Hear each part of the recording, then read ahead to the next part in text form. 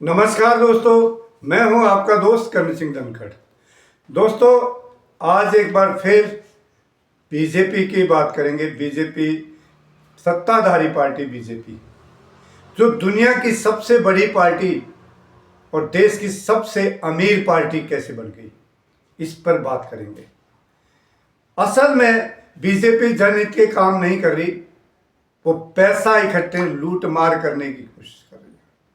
ये जो कई हजार इन्होंने 5 स्टार इनके पार्टी के दफ्तर बने हैं और ये सारा लूट मार का पैसा, एक्सटॉर्शन बीजेपी का काम बन गया। बीजेपी के साथी भी ऐसे ही हैं।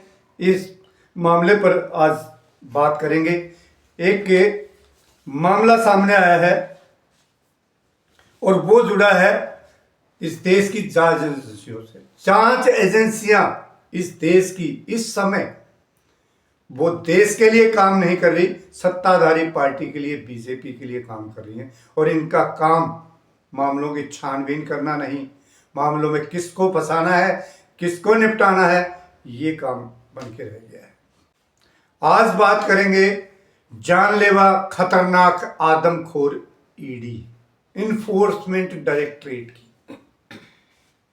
मैंने ऐसे शब्द यूज किए, जानबूझकर किए हैं, क्योंकि इस एजेंसी का काम यही रह गया कि जितने भी झूठे मामले, इनके कन्विक्शन होती नहीं है, सत्ता के दबाव में लोगों को का एक्सटॉर्शन कर रहे हैं, लोगों को मरवा रहे हैं। मतलब जानलेवा हो गई है। मैं ऐसे सब यूज करना नहीं चाहता था, ये जानलेवा। मैं क्यों कह रहा हूं? पायल मोदी एक उद्योगपति हैं, पायल मोदी और किशन मोदी। इनकी कंपनी का नाम है Jai Shri food products private limited company. Payal Modi ने अपने जान देने की कोशिश की, शुक्र है भगवान का वो बच तो गई है। लेकिन जब एक इतनी बड़ी उद्योगपति जान देने की कोशिश करती है तो उसकी वजह भी बड़ी होती है। और वो वजह ये है कि एलजेपी के चिराग पासवान, रामविलास पासवान, जो एक मौसम विज्ञानी होते थे, राजनीति के मौसम वैज्ञानिक थे, वो जिधर सत्ता दिखी उधर चल पड़ते थे, उनके सुपुत्र है चिराग पासवान। एलजेपी इनकी पार्टी है, लोक जन शक्ति पार्टी। नाम कितना सुंदर है, लोक जन शक्ति। असल में ये क्या है? ये जनता पे एक्सटॉर्शन कर रहे हैं। तो पायल मोदी और किशन मोदी की कंपनी के अंदर चंद्र प्रकाश पांडे, चिराग पासवान के जीजा बताए जाते हैं ये, और वेद प्रकाश पांडे, ये एलजेपी युवा मोर्चा के प्रवक्ता हैं। इनके साथ 4-5 और लोगों को इनकी कंपनी में डायरेक्टर बनवाया जाता है। किसके? पायल मोदी और किशन मोदी की कंपनी जय Shri Gayatri food products private limited में। हम सबको पता है कि उद्योगपतियों को अपने काम निकलवाने होते हैं, आगे एक्सपेंशन करना है और कंपनियां बढ़ानी है, तो कई तरह की सरकार से सुविधाएं लेनी होती हैं। और ये सुविधाएं सरकार देती भी है, लेकिन ऐसे ही नहीं देती। इनका तरीका अब अलग हो गया। ये क्या करते हैं कि अपने रिश्तेदार, अपने प्यारे मित्र, जो इनके बिल्कुल इनके खास हैं, उनको ये मंत्री लोग, मंत्री इसलिए कह रहा हूं क्योंकि ये फूड मंत्री, अभी खाद्य मंत्री है ये चिराग पासवान, ये उनके जीजा है चंद्र प्रकाश पांडे। अपने लोगों को डायरेक्टर बनवा देते हैं कंपनी में और वहां से फिर एक्सटॉर्शन शुरू होता है। हुआ क्या कि पायल की कंपनी में ये लोग मिलकर कोई चोरी चकारी और घपलेबाजी कर रहे थे।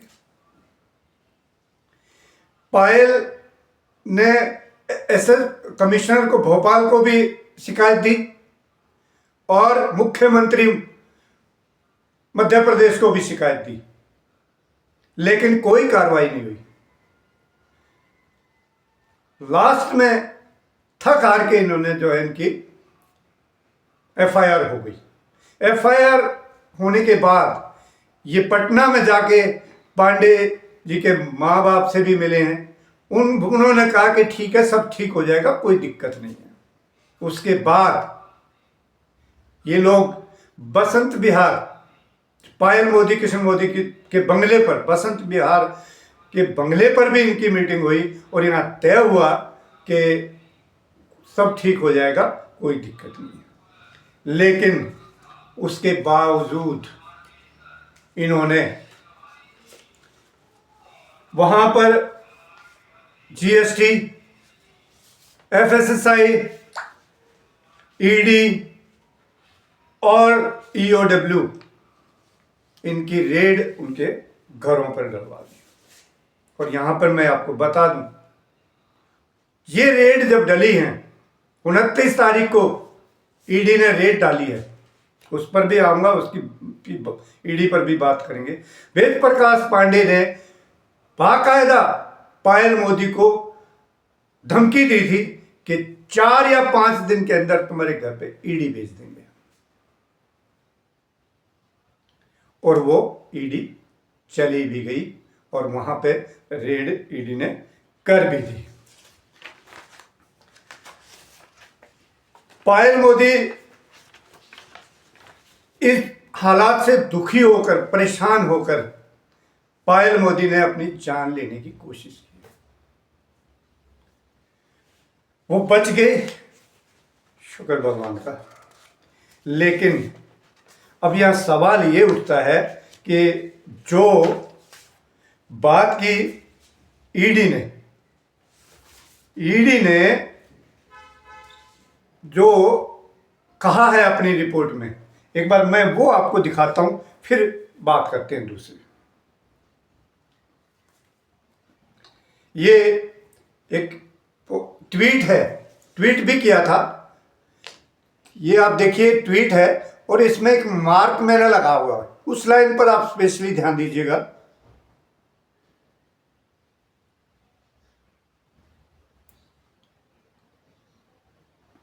ये मार्क अगर आप देख रहे हो तो ये देखिएगा,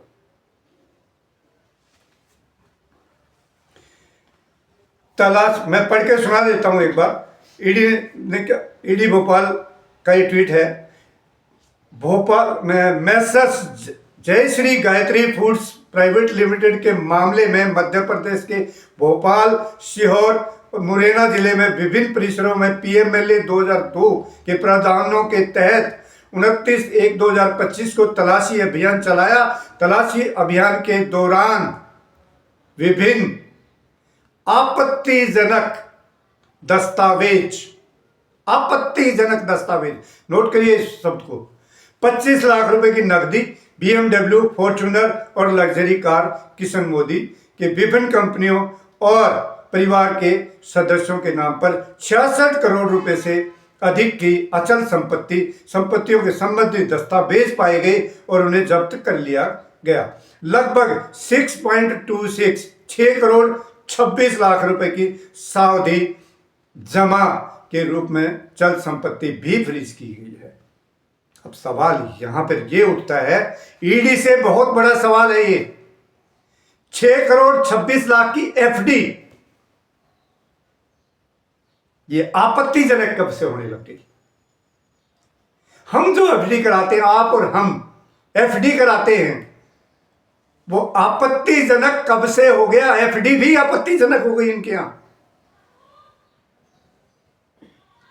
क्या अमीर होना, आप पायल मोदी के स्टेटस को समझ गए होंगे अभी तक। बसंत विहार के अंदर जिनका बंगला हो, वो समझ सकते हैं कि कितना कैपेबल है, उनके एसेट्स कितने हो सकते हैं। क्या उनके लिए फॉर्च्यूनर रखना अपराध है? क्या BMW रखना अपराध है? क्या दूसरे उद्योगपतियों ने नहीं रखी हुई?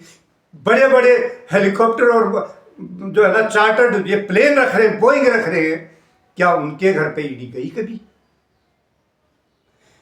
और जिसका इतना बड़ा बिजनेस हो, सब 25 लाख रुपए आपत्तिजनक कैसे हो गए भाई?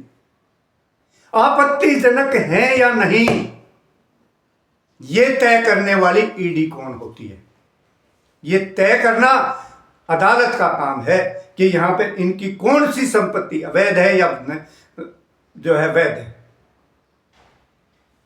सवाल इसी बात का है कि क्या इन एजेंसियों का काम सत्ता के लिए काम करना, इनको डिक्लेरेशन दे देनी चाहिए, we are working with BJP.